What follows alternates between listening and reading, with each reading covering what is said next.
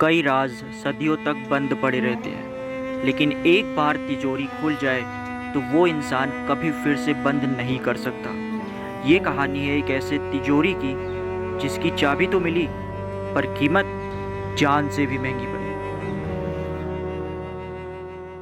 कहानी की शुरुआत होती है एक गांव से। सच में ये एक गांव है जहां पर एक घर है जिसे एक नॉर्मल छोटा सा घर ही है, लेकिन लोग वहाँ पर कहते हैं कि इसमें से कुछ अजीब आवाज़ आती है, जैसे इंसान चल रहे हैं और उसमें से लोग आपस में बातें कर रहे हैं, कुछ ऐसी आवाज़। लेकिन अजीब पता है क्या है? अजीब ये है कि उस घर में, उस छोटे से ही घर पे कोई नहीं रहता। बहुत दिनों से उस घर में कोई नहीं रहता। अब तुम्हें एक इत्तेफाक की बात बताऊं। इत्तेफाक की बात यह है कि उसी समय, उसी दिन गांव से ही एक लड़का जो पढ़ने गया था शहर में, वो उसी दिन वापस आता है। उसका नाम होता है राजीव। अब वो उसी दिन पढ़ के वापस आता है गांव में और अपने कुछ दादा दादी के, नाना नानी के, वहीं पर गांव के कुछ लोगों से ही वो उस घर के, उस छोटे से घर के, लेकिन थोड़े रहस्यमयी घर के किस्से सुनता है। अब होता है ना एक अंदर की कुछ अंदर जानने का इच्छा हो, ऐसी कुछ चुल्ल होती है इंसान को कि क्या ही होगा, तो चलो देखते हैं। तो ऐसा ही हुआ। तो उसी दिन की रात में लगभग 12 से 1 बज रहे होंगे। राजीव को थोड़ा चुल महसूस हुई और उसने सोचा कि क्यों लोग इतना ज़्यादा बात कर रहे हैं इस घर के बारे में, इससे इतना ज़्यादा डरे क्यों हैं। तो चलो चल कर देखते हैं। अब वो बेवकूफ़ थोड़ी था कि बस ऐसे ही हंसी मजाक में चला गया अंदर। वो प्रॉपर प्लान बनाकर जाता है कि अगर यहाँ पर सच में कुछ खतरनाक चीज़ हुई, पहली बात तो उसे ये सब चीज़ों पर बिल्कुल भरोसा नहीं होता, लेकिन अगर फिर भी कुछ होती है तो वहाँ पर वो चाकू वगैरह लेकर जाता है, टॉर्च वगैरह लेकर जाता है, ताकि अगर कोई प्रॉब्लम हुई तो बच के वापस भी आ सके। अब राजीव क्या करता है कि उसी रात को अपने दोस्त को भी साथ ले लेता है। उसके दोस्त का नाम था सोहन। अब क्योंकि ये सब गांव में ही रहते हैं तो गांव में ऐसे ही नाम होते हैं, तो बहुत ज़्यादा जज मत करने लग जाना।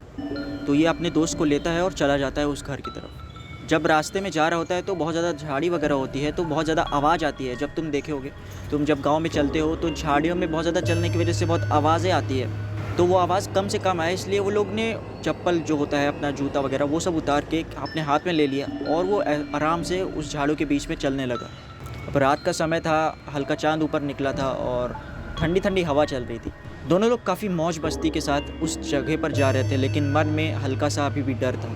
दोनों ही हाथ में अपना टॉर्च निकालते हैं, उसे चालू करते हैं और सामने देखते हैं तो उसके सामने होता है वही घर, वही छोटा सा घर जिसके बारे में पूरे गांव में चर्चा है। अब होता क्या है कि वो उस घर में एक खिड़की के ज़रिए घुसते हैं अंदर। खिड़की में एक छोटी सी खिड़की होती है, वहाँ पर वो लोग पहुँच जाते हैं और उसके अंदर कूदते हैं। अब जैसे ही वो खिड़की के अंदर घुसते हैं तो चलने के साथ तो उन्हें कुछ स्मेल आती है, कुछ बदबू आती है। जैसे बहुत ज़्यादा सीलन हो जाता है ना घर में, वैसे ही कुछ बदबू आ रही थी, कुछ सीलन की महक आ रही थी। और जब वो चल रहे थे तो चटकने की आवाज़ आ रही थी, जैसे लकड़ी पर, बहुत पुरानी लकड़ी होती है और उस पर तुम अगर चलो तो बहुत आवाज़ आती है, तो बिल्कुल वैसे ही आवाज़ आ रही थी। अंदर हर तरफ पूरे दीवार के कोनों में एकदम मोटी मोटी जाले होते हैं मकड़ियों के, और कहीं उसके मुंह के सामने आ जा रहे हैं तो वो उसको हटाना पड़ रहा है। हर जगह बस जाले, कुछ सीलन की बदबू, ऐसे ही पूरे घर में। और कुछ चटकने की आवाज़, जैसे ज़मीन पे वो लोग चल रहे तो तभी उस समय आवाज़ आ रही, बिल्कुल वैसे ही आवाज़ करते हुए वो लोग आगे बढ़ रहे हैं। अब उन दोनों बेवकूफ़ों को सामने कुछ अचानक से नज़र आ जाता है। पता है क्या? वो टॉर्च से सामने देखते क्या है कि थोड़ी दूर आगे चलने के बाद एक तिजोरी रखी है। वो सामने तिजोरी की तरफ बढ़ते चले जाते हैं और तिजोरी के ऊपर जो खोलने वाला गेट होता है, उसमें कुछ संस्कृत में लाल रंग से कुछ लिखा हुआ है। उन दोनों में से किसी एक को तो संस्कृत आती थी, लेकिन बहुत अच्छे से नहीं आती थी। अब हो सकता है तुम्हें भी नहीं आती है, वैसे भी संस्कृत को आज कौन ज़्यादा वैल्यू करता है। तो उस समय संस्कृत में कुछ लिखा हुआ था और जब वो जाता है, पढ़ता है, तो कुछ पढ़ रहा होता है, लेकिन तभी उसका दोस्त बोलता है कि चल यार यहाँ से चलते हैं, यहाँ कुछ ठीक नहीं लग रहा है। तो जो राजीव होता है वो कुछ पढ़ रहा होता है, तभी उसे पता चलता है कि ये संस्कृत में एक मंत्र लिखा हुआ है। पीछे सोहन का हाथ उसके कंधे पर रखता है और थोड़ा सा राजीव चौंक जाता है, तो पीछे देखता है, सोहन उसे बोलता है चल यार यहाँ से निकलते हैं, यहाँ पर कुछ ठीक नहीं है। अब राजीव वहाँ पर वो, अब इसको जानना है कि वहाँ पर क्या है, क्यों लोग डरे हुए हैं, क्यों पूरे गाँव वाले इस घर की बात करते हैं। तो वो अपने सोहन को, अपने दोस्त को तसल्ली देकर कुछ आसपास ढूंढने लगता है। और ऊपर से पता है क्या हो जाता है, सामने जब टॉर्च लेकर इधर उधर वो राजीव कर रहा था, तब उसे दिखता क्या है कि सामने एक गेट है और उसी तिजोरी के साइड में ही सामने एक गेट है और उसमें एक ताला लगा है। बहुत ज़्यादा मुरझा खाया हुआ ताला है, बहुत ज़्यादा रस्ट लगा हुआ है और उसी के सामने, उसी के नीचे ही चाबी गिरी है जो चमक रही है। ताले में रस्ट लगी है लेकिन चाबी चमक रही है, पता नहीं क्यों, लेकिन वहाँ पर वो था और राजीव उसके पास चला जा रहा है। वो चाबी देखकर सोहन को तो लग रहा है कि जैसे ही इतनी चमक रही है कहीं लग रहा है वहीं पर छोड़ के कोई जा चुका है यहाँ से, और वो उसमें एक भी रस नहीं लगी, जबकि ताले में पूरा जंग खाया हुआ है। अब होता क्या है कि राजीव वहाँ पर जाके चाबी उठाता है और उस सामने वाले गेट का ताला खोलने लगता है। चाबी पहली बार लगा के उसे घुमाता है, नहीं खुलता। दूसरी बार उसे लगा के घुमाता है, नहीं खुलता। और तीसरी बार उसे लगा कर घुमाता है, तब भी नहीं खुलता। फिर अचानक से राजीव को कुछ याद आता है।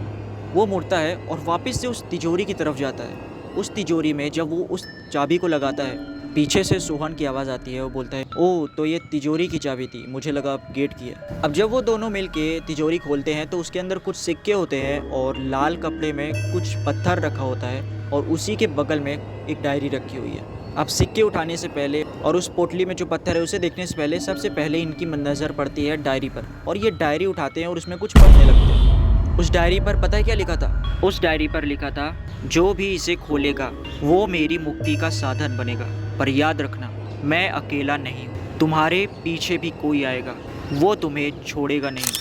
आई नो तुम्हें भी ये इसका मतलब नहीं समझ आया होगा और राजीव को भी इसका मतलब नहीं समझ आता, लेकिन उसकी पता नहीं क्यों सांसें बहुत ज़्यादा तेज़ धीमी होने लगती है। और बगल में ही उसका सोहन, उसका दोस्त, उसकी भी सांसें बहुत ज़्यादा तेज़ हो जाती है। तो सोहन बोलता है, बनकर इससे चल, यहाँ से निकलते हैं, अभी भी हमारे पास समय है, चल यहाँ से निकलते हैं, ये जगह सच में कुछ गड़बड़ है, यहाँ कुछ ठीक नहीं है। सोहन राजीव से बोलता है। अब क्योंकि सांसें चल रही थी राजीव की भी, तो उसे भी अब लगता है कि यहाँ तो कुछ गड़बड़ है, क्योंकि डायरी में जो लिखा था उसे समझ में हल्का हल्का राजीव को आने लगा था। दोनों की सांसें बहुत तेज़ चल रही थी। मन कर रहा था कि उसी समय वो उस जगह को खाली कर दें, लेकिन अपना पीछे मुड़ते ही, जैसे ही वो पीछे मुड़ते हैं तो टेंशन मतलब सामने कोई नहीं आता, लेकिन पूरी दीवार जो होती है घर की वो हिलने लगती है।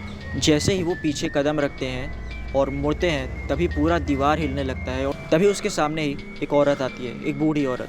अब वो औरत जो सामने आती है, वो राजीव देखता क्या है कि उसकी आंखें, उसकी जो आँख है पूरी तरह से लाल है। इमेजिन करो तुम्हारे सामने एक बुढ़िया आई है और उसकी आंखें पूरी तरह से लाल है, पूरे तरह से बाल बिखरे हुए हैं, और वो कुछ अंदर कुछ बड़बड़ा रही है, कुछ बुदबुदा रही है मन में ही। राजीव जब इसे ध्यान से सुनता है तो वो बोल रही होती है, मुक्ति, मुक्ति, मुझे मुक्ति दो, मुझे मुक्ति दो। राजीव अब घबरा जाता है, बहुत ज़्यादा घबरा जाता है, क्योंकि उसके हाथ में, वो देखता है अभी भी वो डायरी उसके हाथ में ही है। वो उस डायरी को जैसे ही वापस रखने लगता है, जैसे ही वो चाहता है कि वो उस डायरी को वापस रख दे, तभी उस तिजोरी का दरवाज़ा बंद हो जाता है और आसपास कोई टेबल भी नहीं होती जहाँ वो रख सके। वो दरवाज़ा बंद हो जाता है और जैसे ही राजीव उसको फर्श पर फेंकने लगता है, उस डायरी को ज़मीन में फेंकने लगता है, तब वो ज़मीन पे गिरती ही नहीं है, वो उसके हाथ में ही मानो चिपक चुकी है। और वो जो बूढ़ी औरत थी वो उसके धीरे धीरे सामने आती है, आ रही होती है, और तभी अचानक वो दीवारों पर चलने लगती है। तुम इमेजिन कर पा रहे हो, तुम्हारे सामने एक बूढ़ी औरत है, वो दीवारों पर चल रही है, तुम अंधेरी एक कमरे में हो, और जब वो दीवारों पर चल रही होती है तो हर जगह धूल मिट्टी उड़ रही होती है, जो अंदर गंदगी था सब उड़ रहा होता है, और सब राजीव और सोहन के आँख में और मुँह में जा रहा होता है, नाक में जा रहा होता है। तो किसी भी तरह से वो अपनी आँख वगैरह, मुँह वगैरह बचाकर, नाक बचाकर वो देख रहे होते हैं कि वो बुढ़िया क्या कर रही है। वो दीवार पे चल रही होती है लिटरली। अब यहाँ पर दोनों का ही दिमाग काम नहीं करता, वो बहुत तेज़ उस जगह को खाली करना चाहते हैं, उस जगह से भाग जाना चाहते हैं। तो जिस जगह से वो खिड़की से कूद कर आए थे वो वहाँ पर जाते हैं और देखते क्या है कि वहाँ पर वो खिड़की ईंट लगकर वहाँ पर पूरी तरह से बंद हो चुकी है। वहाँ पर ईंटें वगैरह लग चुकी है, जैसे लग रहा है कि वहाँ पर पहले कभी खिड़की था ही नहीं। अब दोनों ये देखकर डर ही रहे थे कि तभी अचानक से पीछे से एक आवाज़ आती है, वही फुसफुसाने की आवाज़, वही धीरे से हल्की आवाज़ जिसे सिर्फ कान को अगर शांत में ही सुना जाए तभी सुनाई दे। कोई बाहर नहीं जाएगा, जिसने मुझे जगाया वो अब हमेशा यही रहेगा। इतना सुनने के बाद ही दोनों दोस्त बिल्कुल दहल जाते हैं, पूरी तरह से वो डर जाते हैं। अब जो राजीव था उसका हाथ अचानक से पीछे होकर बंधने लगा और वो गिर गया ज़मीन में, मानो वो किसी ने उसका हाथ पीछे मोड़ कर जकड़ लिया हो, और वो गिर जाता है। तो जो सोहन है उसे उठाता है और उसे वहाँ पर उस जगह से भागने की दोनों ही कोशिश करने लगते हैं। राजीव को याद आता है कि वहाँ पर एक तहखाना है और उस दरवाजे की तरफ भागने से शायद हम इस जगह को छोड़ दें। वो दोनों ही उस तहखाने की तरफ भागने लगते हैं और कोशिश करते हैं कि वो उस जगह से जितना जल्दी हो सके निकल जाए। अब जो तहखाना था वो और भी ज़्यादा डरावना था। जो तहखाना था वो और भी ज़्यादा डरावना था पहले के मुकाबले जो घर था। अब उस तहखाने में जब वो जाते हैं तो देखते क्या है कि छत से पानी टपक रहा है और जो दीवार है दोनों सामने की तरफ उस पर खून के हाथ के निशान बने हैं और छत से पानी टपक रहा है। और उस तहखाने के हर कोने से आ रही एक फुसफुसाहट, एक ऐसी आवाज़ जिसे सिर्फ बहुत ध्यान से ही सुना जा सकता है, लेकिन सुना जा सकता है। और तभी राजीव को ही सबसे पहले दिखता है उस कोने में एक दरवाज़ा। उस तहखाने में एक दरवाज़ा होता है जो जंगल की तरफ खुलता है। उस कोने में बहुत पुराना दरवाज़ा था। जैसे ही राजीव उस दरवाजे को खोलने लगता है तो बहुत आवाज़ आती है, बहुत ताकत लगानी पड़ती है। बहुत पुराना दरवाज़ा था तो वो जंगल की तरफ खुलता है। तो जैसे ही राजीव उस दरवाजे को खोलता है तभी उसी समय सोहन को कोई पीछे से पकड़ लेता है। सोहन को जैसे ही कोई पीछे पकड़ता है तो सोहन चीखने लगता है बहुत तेज़, और उसके चीखते ही राजीव ने सोहन की तरफ देखा। राजीव ने देखा फिर से वही आत्मा, फिर से वही बुढ़िया। मैं तुम्हें बता दूं वो बुढ़िया कोई इंसान नहीं है, वो एक आत्मा है। अब वो आत्मा, वो बुढ़िया अब धीरे धीरे सोहन के उसके दोस्त के अंदर जा रही है और राजीव ये देख रहा है। सोहन के शरीर में वो आत्मा समा रही है। अब राजीव पूरी जान लगा के उस गेट को खोलने लगता है ताकि वो उस जगह से भाग सके। राजीव से वो दरवाज़ा खुलता है पूरी जान लगाने के बाद और वो उस जगह से भागता है बहुत तेज। बाहर एक घना जंगल था। वो गिरता पड़ता दौड़ता रहा, लेकिन फिर भी वो रुका नहीं और पीछे नहीं मुड़ा। लेकिन जब वो सोहन की आवाज़ सुनता है पीछे से तो वो एक बार रुक के पीछे सोहन की तरफ देखता है। पता है क्या दिखता है? अब वो सोहन नहीं था। सोहन की आवाज़ पूरी तरह से बदल चुकी थी। उसका पूरी तरह से पहनावा और दिखावट पूरी तरह से बदल चुका था। उसकी आंखें, उसका पूरा मुंह और उसका पूरा बाल सब कुछ बदल चुका था। सोहन अब बोलता है बहुत अजीब गुर्राहट वाली आवाज़ में, जो उसकी पहली आवाज़ थी भी नहीं। वो बोलता है, राजीव कहाँ भाग रहा है? चल हम दोनों इसी घर में रहते हैं। तू भाग कर जाएगा कहाँ? आखिर में हम दोनों को यहीं पर रहना है। इतना सुनते ही राजीव बहुत ज़्यादा डर जाता है और वो पूरी ताकत लगा के फिर से भागने लगता है। अब जो राजीव भाग रहा था उसने देखा कि उसके हाथ में अभी भी एक चीज़ है। यस, वो डायरी। उसके हाथ में अभी भी वो डायरी है और वो भागे जा रहा है। वो करता क्या है कि सामने ही कुछ दूरी पर नदी थी, वो उस नदी की तरफ भागता है और डायरी को पूरी ताकत लगा के उस डायरी को नदी में फेंक देता है। लेकिन एक आखिरी बार अपने दोस्त के लिए वो अपने दोस्त को मोड़ कर देखता है। जब वो मोड़ कर देखता है तो जो सोहन था, यस, अब वो सोहन था क्योंकि उसकी पूरी आंखें काली हो चुकी थी और उसका शरीर अब बिल्कुल सोहन जैसा नहीं था। राजीव को समझ आ जाता है कि सोहन अब नहीं रहा इस दुनिया में। अब अगले दिन क्या होता है वो मैं तुम्हें बताता हूँ। जो राजीव था गांव वालों को वो जंगल में बेहोश पड़ा मिलता है और जो सोहन था वो कहीं नहीं मिला। जब गांव वालों ने राजीव से पूछा कि तुम यहाँ क्या कर रहे हो, तो राजीव के मुंह से हल्का से निकलता है सोहन। तो गाँव वाले समझ जाते हैं कि यहाँ पर ये अकेला नहीं आया, 2 लोग आए। तो अब होता क्या है कि राजीव से वो पूछते हैं कि कहाँ है सोहन, कहाँ है हमारा दूसरा साथी? तो राजीव बोलता है अब वो नहीं रहा। उसे उस आत्मा ने ख़त्म कर दिया, उसे उस बुढ़िया ने मार दिया।